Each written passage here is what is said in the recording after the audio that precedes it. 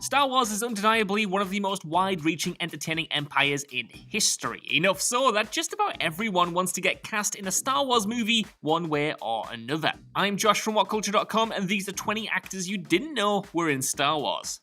Number 20, Justin Theroux, The Last Jedi. The infamous Canto Bight sequence in The Last Jedi is such a busy sensory assault that you would be forgiven for missing a fleeting cameo from Justin Theroux as the Master Codebreaker briefly spotted at one of the casino's gaming tables. As an added bonus as well, model and actress Lily Cole plays the companion on his right. As much as the cameo was a dream come true for the actor, he also stated that the part was originally supposed to be much bigger, saying, quote, "It was one of those things. Ryan called me a couple of years before making it and said, hey, there's this character, blah blah blah, and I think over the course of the making, the character became reduced as they sort of locked in on what the overall thing was," end quote.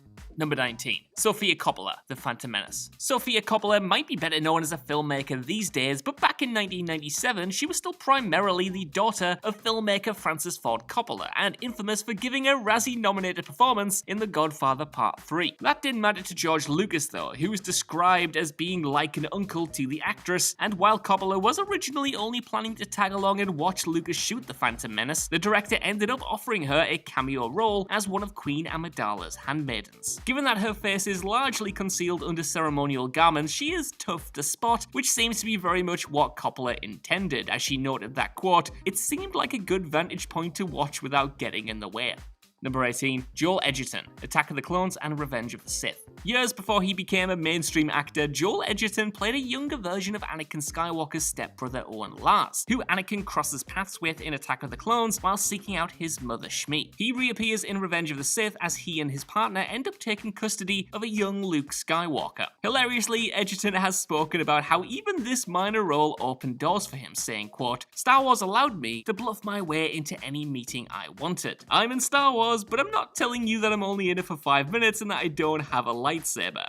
Number 17, Kevin Smith, The Force Awakens and The Rise of Skywalker. Nerd Supreme Kevin Smith managed to score himself cameo roles in both of the J.J. Abrams directed Star Wars sequels. In Episode 7, he provides a voiceover for one of the First Order stormtroopers on Takodana, who outside Maz Kanata's castle shouts, "We have incoming at 28.6, move." But Smith actually has an in-the-flesh cameo in Episode 9, appearing as a Kijimi inhabitant who Poe Dameron walks past during the mission to extract the Sith text from C-3PO's memory. Sensibly though, Abrams kept Smith's face concealed from view because nothing would break the immersion in a Star Wars movie quite like Silent Bob popping up out of nowhere.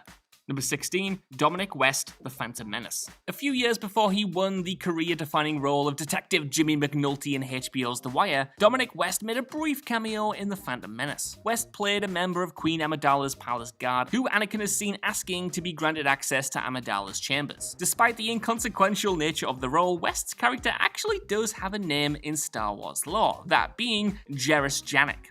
Number 15, Daniel Craig, The Force Awakens. The incredibly conspicuous Daniel Craig was obviously never going to get a front and center face-bearing cameo role in a Star Wars movie, but for The Force Awakens he was allowed to make a sneaky helmeted appearance as a First Order stormtrooper. And ingeniously, Craig isn't just some rando, he's the stormtrooper who Rey flexes her Jedi mind trick powers on, convincing him to loosen her restraints, unlock the door, and then drop his weapon. The only tell that this is actually 007 himself is the fact that we hear Craig's voice for a few lines as he calls Rey scavenger scum and dutifully complies with her commands.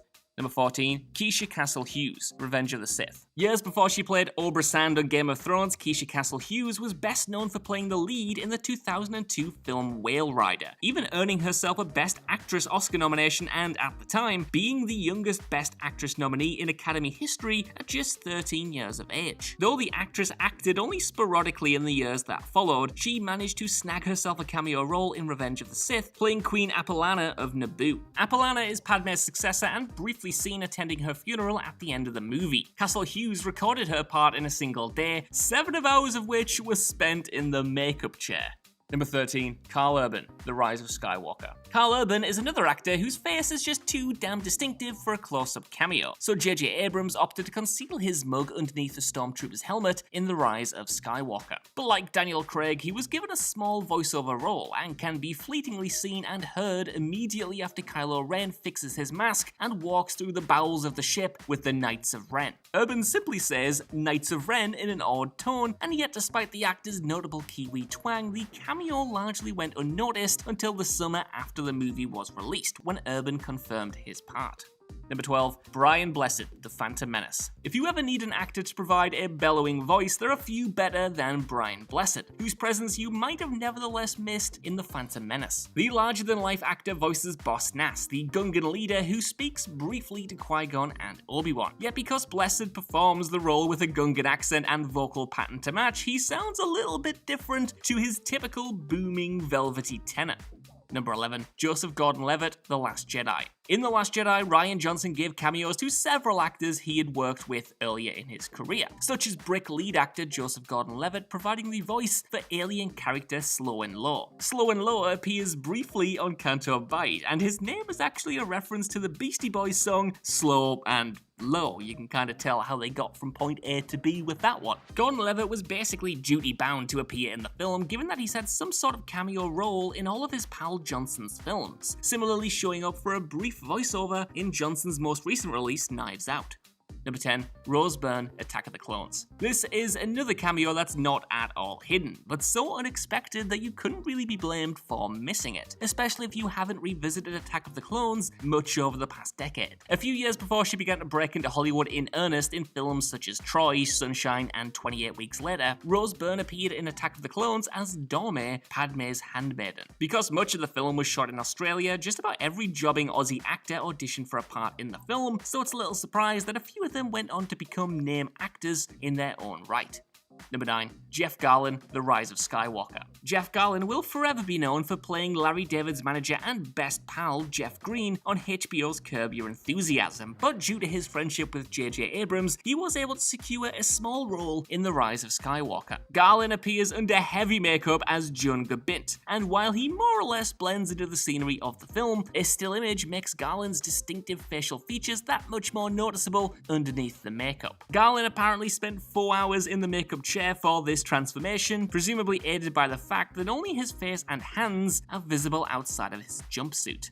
Number 8, Clint Howard, Solo, A Star Wars Story. In one of the most hilarious and unexpected cameos in Star Wars history, beloved character actor Clint Howard made a brief appearance in Solo, A Star Wars Story as Rala-Keely, the droid-hating degenerate who ran the droid fighting pits on Vandor and was confronted by L337. The sheer presence of the B-movie veteran is of course easily explained given the fact that his older brother Ron stepped in to finish directing Solo after Phil Lord and Christopher Miller were dismissed from the project.